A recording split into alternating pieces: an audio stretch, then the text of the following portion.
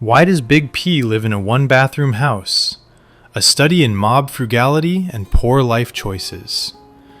Of all the mystifying choices made by the Sopranos cast of criminal misfits, few are as bleakly amusing as Big P's domestic situation. A grown man, neck-deep in organized crime, living in what appears to be a one-bathroom house. For someone supposedly pulling in cash, albeit off the books, his lifestyle is less made man and more middle manager at Sears. The question practically begs itself. How is a guy risking federal indictments and mob retribution still queuing up for the toilet like it's freshman year in a college dorm? Is this austerity by design, or just another symptom of misplaced priorities? Let's start with the obvious. Pussy's house is not exactly a palace. It's the kind of place where a single clogged drain could spark a domestic Cold War. One can only imagine poor Angie navigating this domestic minefield. Makeup kits piled on the sink, steam battles over mirror space, and the occasional trauma of walking in on something so grotesque it suggests a bear broke in and couldn't find the woods. And yet, no one seems to question it. Not his wife, not his son, and certainly not Pussy himself. This isn't just a matter of real estate, it's a psychological profile in stucco. The cramped bathroom isn't just a design flaw, it's a metaphor for the entire structure of the mob. Crowded, competitive, and full of waste. Some viewers might wonder why these mobsters, supposedly raking in dirty cash, aren't living like the Gulf royalty they fancy themselves to be. Simple. When your income comes with no paper trail, flaunting wealth is a one-way ticket to federal scrutiny. They live frugally because they have to. Tony Soprano understood this better than anyone. If you're going to live large, you'd better be able to tell the IRS where that marble tub came from. Otherwise, stick to linoleum and keep your mouth shut. Yes, these men are criminals, but they're also products of their environment. This isn't the high-rolling fantasy of Goodfellas. It's a blue-collar criminal pyramid scheme. Unless you're at the top or an active earner, the money trickles down in drips, not floods. Most of them, like Pussy and Polly, scrape by with just enough to appear normal, which, in mob logic, is the most luxurious camouflage there is. Of course, it's worth noting that the actual house used for Pussy's filming had 4 bedrooms and 2.5 bathrooms. Real estate reality outpacing fictional constraint. But within the logic of the show, the tight quarters serve a purpose. They're a symbol of stunted ambition, of a life lived criminally but never quite luxuriously. It's the anti-Gatsby dream. All the risk, none of the glory.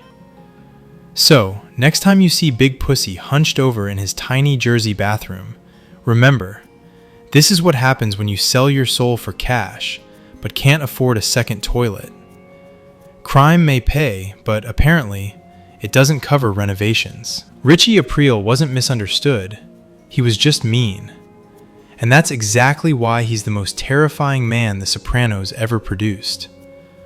Ralph Cifaretto may enjoy the spotlight as the Sopranos' most flamboyant freak show, but it's Richie Aprile who truly earns the title of Tony's most viscerally unsettling adversary. While Ralphie's depravity veers into theatrical absurdity, horse beheadings, gladiator fetishes, and all, Richie's menace is far more primal. A smoldering, simmering malevolence delivered with unnerving calm. David Proval's portrayal of Richie is nothing short of chilling. From the moment he tells Beansy, almost sweetly, "Fuck you," you realize this man isn't simply another thug with a temper. He's the embodiment of pent-up, institutionalized rage. When Richie speaks, it isn't bluster, it's a warning. He doesn't need to scream or posture. He just quietly levels the room, like a man who's forgotten he's supposed to pretend to be part of civilized society. And yet, there's a twisted irony to Richie's moral code. He's incensed that Chrissy abuses Adriana, while he himself is moments away from assaulting Janice. That line, "You want to raise your hands to her? give her your name, is his idea of gallant. Naturally, this brand of hypocrisy is par for the course in mobster circles, but Richie's version is particularly rich. The infamous jacket scene is perhaps Richie distilled to his essence: petty, proud, and entirely incapable of reading a room. The sheer desperation in "give me 1,000 jackets" is both hilarious and sad. This is a man trying to reclaim relevance through the currency of old glories and leather outerwear. Unlike Ralphie, who wears his psychosis on his sleeve, Richie doesn't need flair. He's not theatrical, just mean. Not calculated, just cruel. Ralphie was a sociopath with a clown mask. Richie was a straight-up psychopath who didn't bother dressing it up. And that's what made him terrifying. He could be perfectly pleasant to outsiders, even charming at times, but push the wrong button, say by showing up to the executive game uninvited, and the mask slips, fast. And let's not forget the bitter tragedy of re-entry. Richie steps out of prison after 10 years to find that the criminal world has moved on without him. He expects the red carpet, but instead, he's greeted by the likes of Sean Gismonti, a half-wit with no pedigree and even less tact.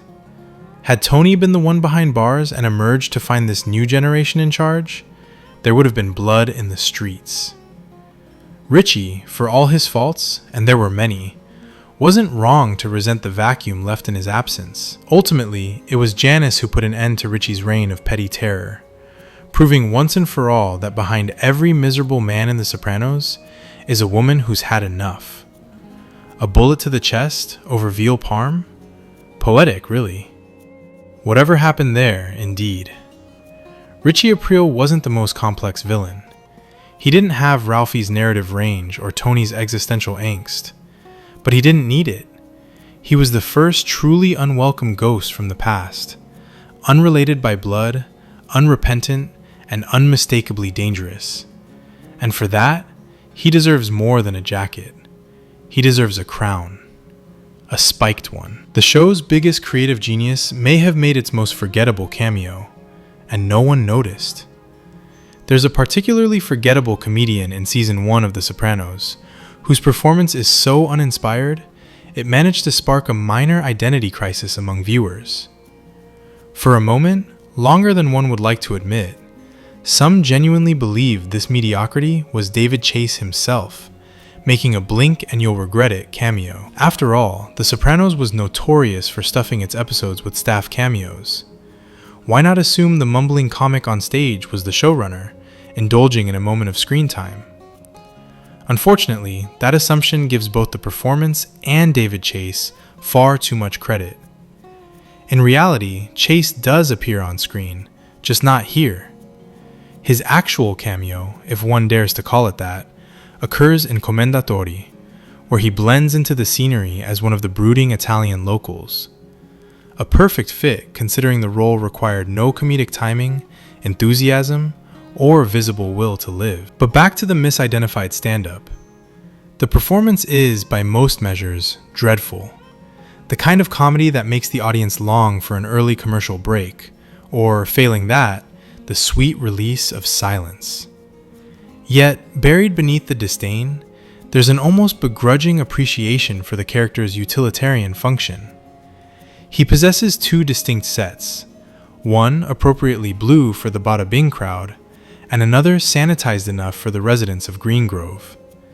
He even manages a smattering of light crowd work, just enough to signal life, but not enough to become unbearable. If nothing else, it was generous of Chase to toss a bone to someone with Saturday Night Live credentials, even if the bar was evidently low enough that Will Ferrell didn't make the cut. Perhaps Chase was holding out for Bill Saluga, the "you doesn't have to call me Johnson" guy. Now that's what passes for comic prestige in this universe. All told, the moment serves as a minor footnote in the series' long tradition of awkward tonal shifts and inexplicable creative choices. Just don't confuse filler for auteurism. Not every flatline joke is an Easter egg. Junior Soprano wasn't stupid. He was sabotaged by his own pride, and it's time someone said it. For a man perpetually convinced of his own gravitas, Corrado Jr. Soprano has a rather tragic knack for being right in all the wrong ways. He dispenses warnings like a backroom Cassandra, muttering prophecies that no one wants to hear, only for events to unfold exactly as he predicted. Whether it's cautioning Bobby about Janice's cooking or calling out Tony's vulnerabilities, Junior often identifies the cracks before they shatter. But prophetic insight does not a leader make. Junior's greatest flaw isn't a lack of intelligence, it's an excess of ego, pettiness, and a chronic susceptibility to manipulation. He's not stupid, he's just easily offended and terminally vain. The man can sniff out a shady deal from a mile away and understand the street-level dynamics better than most. In another life, he could have been a formidable consigliere. No glaring vices, no emotional volatility, just sharp instincts. Unfortunately, Junior fancied himself king, not counsel, and that fantasy poisoned what could have been a legacy of quiet, competent wisdom. Let's not forget, this is the man who once genuinely believed he could outmaneuver Tony Soprano. That illusion evaporated the moment he pulled the trigger on what he thought was Little Pussy Malanga, a mistake as ludicrous as it was tragic. It wasn't just a blunder, it was allegory in action. The sacred and the profane colliding in a dimly lit stairwell, with Junior mistaking a blood relative for an old rival he should have outgrown. Poetic, really, in a senile, gun-toting way. Even his attempts at Machiavellian maneuvering fall flat. Recommending the geriatric Atwell Avenue boys to take out Johnny Sack? A bold move, if this were assisted living, not organized crime. He hyped them up with nostalgic bravado, but when we meet them, it's less "still got it" and more "please, God, don't trip over the curb." They made Bobby Sr. look like a decathlete. Then there's the matter of Livia. For all of Junior's much-lauded insight, he remained blind to how thoroughly he was being played by Tony's mother, a woman who could emotionally blackmail a stone. So much for street smarts. And speaking of misplaced trust, Junior actually believed a mistress would keep quiet about his oral talents. An act of optimism so misguided, it belongs in a Hallmark movie, not a RICO case. His romanticism, more pathetic than poetic, manifests in other ways too. The incident with the FBI agent at the doctor's office, where a simple "thank you" could have sufficed, instead becomes a moment of bumbling paranoia. A man who once wielded power with quiet dread is reduced to snapping at strangers in waiting rooms. No finesse, no grace, just geriatric rage wrapped in confusion. And perhaps that's the final irony of Corrado Soprano. As his perceived wisdom grows in proportion to his irrelevance, so too does the sense that he might have been truly valuable, had he not insisted on being the star of a tragedy that didn't need him. Like little Carmine, Junior only starts to show genuine clarity once he accepts he's not the boss, never was, and never will be. Only then does the fog lift. He knew a lot, he saw more than most, but he was too proud to know when to shut up, too vain to know when to step back, and too fragile to realize he was the punchline long before the show ended. The real crime in The Sopranos wasn't what Tony did, it's what the FBI didn't. If the Federal Bureau of Investigation had shown half as much follow-through as Tony Soprano did when tying up loose ends, New Jersey might have run out of mobsters by season 3.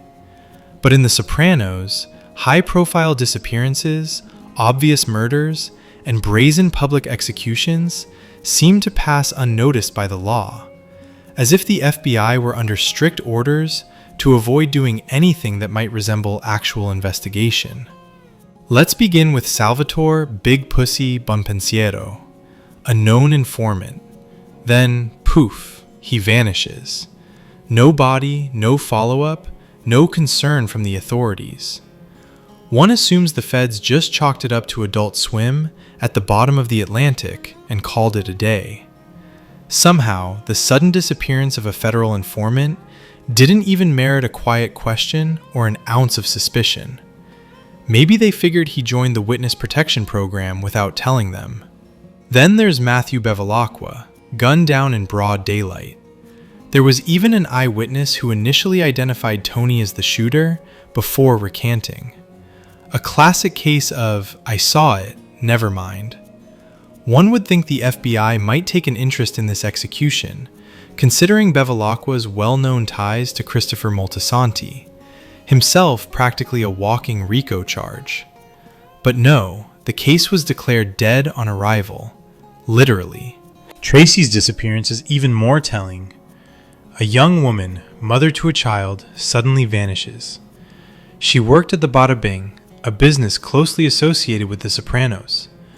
Her mother would certainly have noticed, but in the eyes of the authorities, a missing stripper from a mob-connected club barely warrants a footnote, let alone an investigation. Perhaps the FBI handbook has a chapter titled Disposable Women and How to Ignore Them. And then there's the Russian. Yes, that Russian. Shot in the Pine Barrens and never seen again. The fact that his vanishing act doesn't spark even a whisper of federal interest is laughable. But hey, maybe the Bureau figured if they didn't see the body, it didn't happen. Who needs leads when you've got plausible deniability? Jimmy Altieri, murdered and dumped with a rat stuffed in his mouth. A capo with suspected informant ties, executed gangland style with all the subtlety of a fireworks display. And still, the FBI remains blissfully unbothered, as though capos routinely turn up dead in their underwear for artistic reasons. Jack Massarone? Same story. Dead in a car trunk. Massarone, let's not forget, was another informant. You'd think that might spark a little concern, but apparently, the Bureau doesn't like to interrupt their coffee breaks unless the corpse comes with a confession. And of course, Adriana. Possibly the most egregious example. A known FBI informant, under surveillance, who vanishes mid-cooperation. Not a peep, not a subpoena, no manhunt. The FBI, fully aware she was leaking mob secrets, shrugs and moves on. Perhaps they assumed she eloped. For those keeping score, that's multiple informants, Big Pussy, Adriana, Massarone, Altieri, even Eugene Pontecorvo and Carlo Gervasi later on, all either murdered or vanished, and not one credible law enforcement follow-up depicted. The narrative excuse, of course, is simple. No bodies, no case, which is legally sound, but narratively flimsy. The reality? The FBI knew. They just couldn't prove it, or more damningly, didn't try hard enough to. There's a throwaway line in The Wire that haunts this entire discussion. Some victims are dead where it doesn't matter. That philosophy seems to be in full effect here. The police aren't exactly known for expending resources on missing strippers or low-level mobsters. But when the corpses start piling up with clear links to the same crew, the sustained lack of pressure from federal agents is either laziness, corruption, or plot armor so thick it might as well be Kevlar. Let's be honest, the FBI was building a case. A long, slow, sprawling RICO case. Because apparently, what they needed wasn't just evidence, but perfection. Heaven forbid they pursue a prosecution without a guaranteed 100% conviction rate. This obsession with airtight cases allows killers to keep operating in plain sight. It also gives the FBI plausible deniability while the body count rises. Of course, there's a meta reason behind all this. If law enforcement were competent from the start, there'd be no 6-season show to watch. The dramatic tension relies on a criminal empire flourishing in the shadow of institutional failure. Still, the sheer number of unexplored murders and unpursued leads in The Sopranos suggests that the real RICO case should have been filed against the Bureau for willful negligence. So what's left is a trail of corpses, a pile of recanted witnesses, and a law enforcement agency that seems more invested in surveillance than in justice. The FBI in The Sopranos isn't just ineffective, they're practically accessories after the fact. The Sopranos isn't just a great show, it's a mafia casting recycling plant. Rewatching The Sopranos is always enlightening, not because new plot twists suddenly emerge, but because the show serves as a veritable reunion special for every Italian-American actor who ever wandered through a Scorsese set. Suddenly, faces blur together, voices trigger déjà vu, and viewers find themselves murmuring, "Wait a second, is that?" Indeed it is. Mary DeAngelis, Tony Soprano's perpetually disapproving mother-in-law, is played by none other than the same actress who portrayed Henry Hill's equally warm and maternal mother-in-law in Goodfellas. A seamless transition, really. Just swap out the last name and keep the scowl. The revelation isn't so much shocking as it is a gentle reminder that casting directors in mob media work with the same dozen headshots on loop. And the casting déjà vu doesn't stop there. Vincent Pastore, who left an unforgettable impression as Big Pussy, had already made his mob credentials clear with a blink and you'll miss it role in Goodfellas. His brief screen time there makes his later Sopranos performance feel less like a debut and more like a promotion. Then there's Catherine Narducci, Charmaine Bucco to HBO loyalists, who had already claimed her place in the gangster universe as Caligero's mother in A Bronx Tale. Whether it's mob wives, mob mothers, or long-suffering restaurant co-owners, Narducci apparently cornered the market on steely stares and simmering disdain. And let's not overlook Hugh DeAngelis, whose other claim to fame was siring that animal in Boardwalk Empire. It's a small, incestuous world, the prestige mob drama universe. Each actor simply rotates through the pantheon of mafia-adjacent productions like players in a very well-tailored carousel. Ultimately, these repeated casting choices aren't lazy, they're practically a feature. The familiarity creates a surreal, interconnected tapestry that blurs the lines between The Sopranos, Goodfellas, A Bronx Tale, and beyond. If someone's not plotting a crime, enduring one, or dramatically pouring espresso in the background, are they even a character in the genre? So yes, it may take a few rewatches, and perhaps a slice of Carvel cake, to catch them all. But once you do, you start to appreciate The Sopranos not just as a groundbreaking drama, but as the Avengers-level crossover of mob cinema's most familiar faces.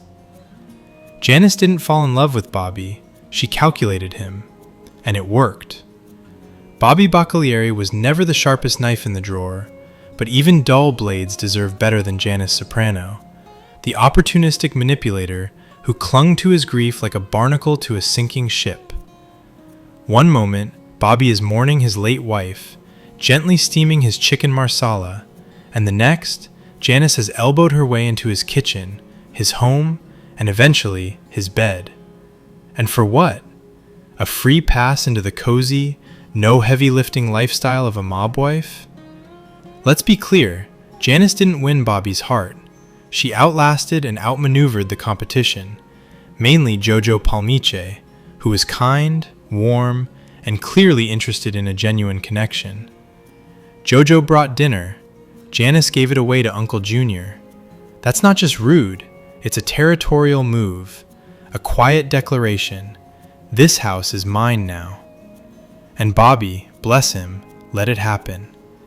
Not because he was enchanted by Janice's charms, if such a thing can be said to exist, but because he was emotionally flattened. His grief had hollowed him out, and into that void crept Janice, dragging her Ouija board, her psychobabble, and her relentless campaign of manipulation. Janice didn't so much seduce Bobby as she wore him down. She made herself indispensable, especially to his children. Her tactics weren't romantic, they were strategic. By inserting herself into the daily rhythms of the Baccalieri household, she transformed herself from unwelcome guest to maternal fixture.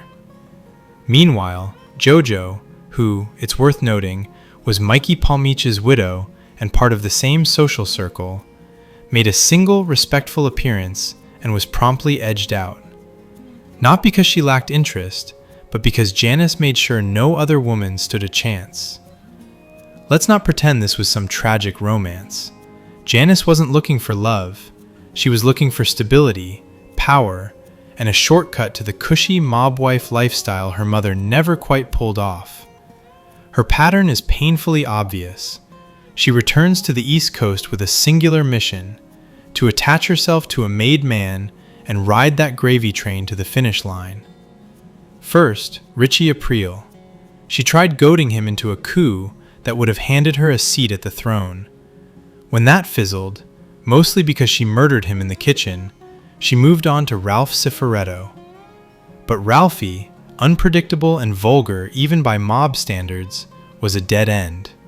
So she recalibrated and went for the safest mark of all: Bobby, the gentle, grieving widower who couldn't see past the fog of his depression. And it worked.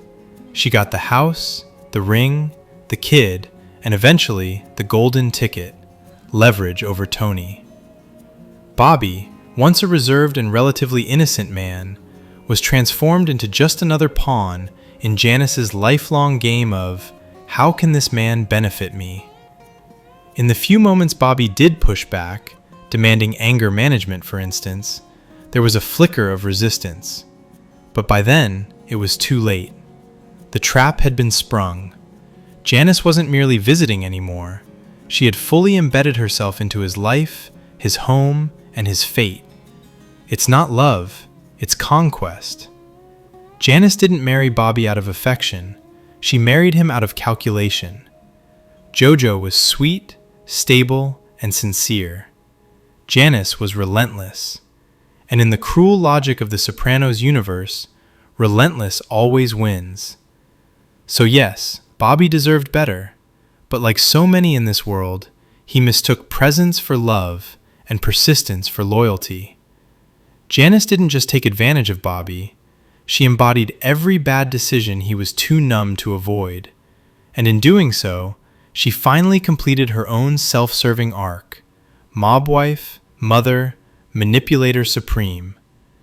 Subscribe for more.